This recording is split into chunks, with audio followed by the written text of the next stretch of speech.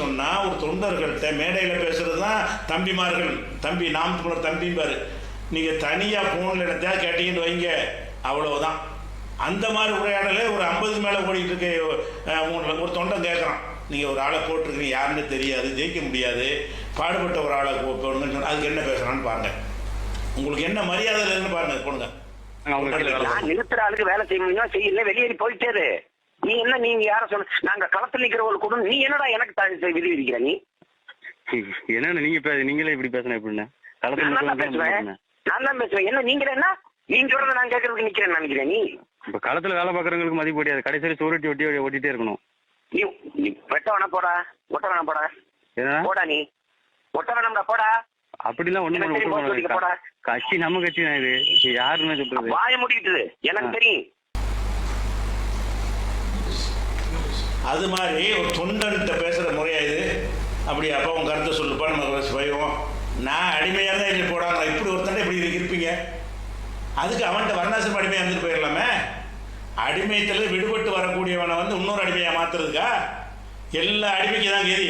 நாம் தமிழில் இருக்கிற எந்த அடிமையாக இருந்தாலும் சரி, அவனுக்காக தண்ணி குடிக்க பேசின ராஜீவ் காந்தியுடைய கதையெல்லாம் என்னாச்சு? அவனுடைய எந்த மாதிரியான அவனுக்கு இருக்காது.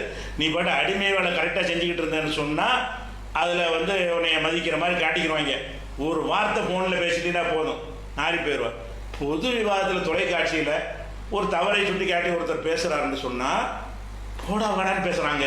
டிவியில் அத்தனை லட்சக்கணக்கான மக்கள் பார்க்குற டிவியில் அந்த அருணன் ஒரு பெரிய மனுஷன், அவருக்கெல்லாம் கண்ணியமாக நாகரிகமாக பேசுவார். அவருக்கே டென்ஷன், அவர் பாயிண்ட்டை தான் பேசுகிறாரு. அதுக்கு பாயிண்ட்டை பேசும்போது எப்படி பேசுகிறான்னு வாங்க, போடா வாடாங்கிறான். அது போடுங்க. நீங்களா தத்துவம் பற்றி பேசுவது என்னை பார்த்து லூஸ் மாதிரி பேசுறாரு.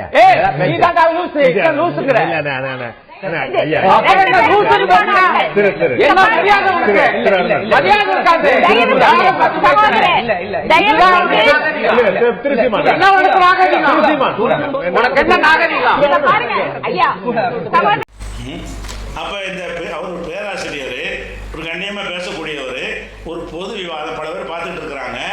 அப்ப இந்த நேரத்தில் இப்படி ஒருத்தன் லூசு பேட்டு பேச முடியும், நம்ம யாரா இருப்பான்?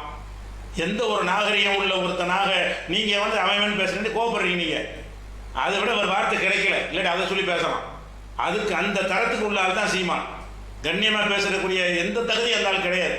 அது விளைவிக்கணும். அது அந்த விவாதத்திலேயே இன்னொரு பாயிண்ட் ஒன்று வரும். அந்த தேர்தலில் வந்து இந்த கம்யூனிஸ்டுகள் வந்து 3வது அணியாக நின்றாங்க. நம்ம தேமுதிக இவங்கெல்லாம் சேர்ந்து அதிமுக தனியாகவும் இவங்க 3வது அணியில் நின்றாங்க. அதையும் எந்த ஆள் பேசுவான் சீமா, எப்படி நான் 3வது அணி உன்னை விட நான் ஒரு ஓட்டு கம்மியாகும்னா கட்சியை கலைச்சிடுறேம்மா. தேர்தல் முடிஞ்ச வாக்கு என்னும்போது உங்களை விட அதிகமா கூட வாங்கி நீங்க பாருங்க. இதே தொலைக்காட்சியில விவாதத்துல வச்சுக்கிடுவான். நீங்க என்ன தொலைக்காட்சியில நான் சொல்றேன், மக்கள் நல கூட்டணியை விட நான் அதிகப்படியான வாக்க வாங்கி காட்டி நிக்கலன்னா நான் கட்சியை கலைச்சிட்டு கம்யூனிஸ்ட்ல வந்து சேர்ந்துடுறேன். ஒரே பதிவு எழுதி வச்சுக்கிறேங்க, இன்னைக்கு சொல்றேன். மக்கள் நல கூட்டணி அதை தாண்டி நாம் தமிழர் கட்சி வாக்கு வாங்கி முன்னேறலைன்னா கட்சியை கலைச்சிட்டு நான் கம்யூனிஸ்ட்ல வந்து அது சிபிஎம்ல வந்து சேர்ந்துடுறேன். பின்னாடி வர்றீங்களா? 3வது அணியா நிக்கிறாங்க, உன்னை விட நான் கூட ஓட்டு வாங்குவேன், ஆனா கம்மியா தான் ஓட்டு வாங்குவான். கடைசி எது வரைக்கும் அத்தனை மக்கள் மத்தியில் ஓட்டு சவடால் விட்டிய கம்யூனிஸ்ட் வாங்கின ஓட்டை விட நான் ஒரு ஓட்டு கம்மியா வாங்கிவிட்டால் கலைச்சேன். பல லட்சக்கணக்கான ஓட்டு கம்மியா வாங்கினேன், கடைசியா பேசலாம் பொய். இது ஒரு விஷயமாயிருச்சு. இப்ப விஷயத்துக்கு வருவோம்.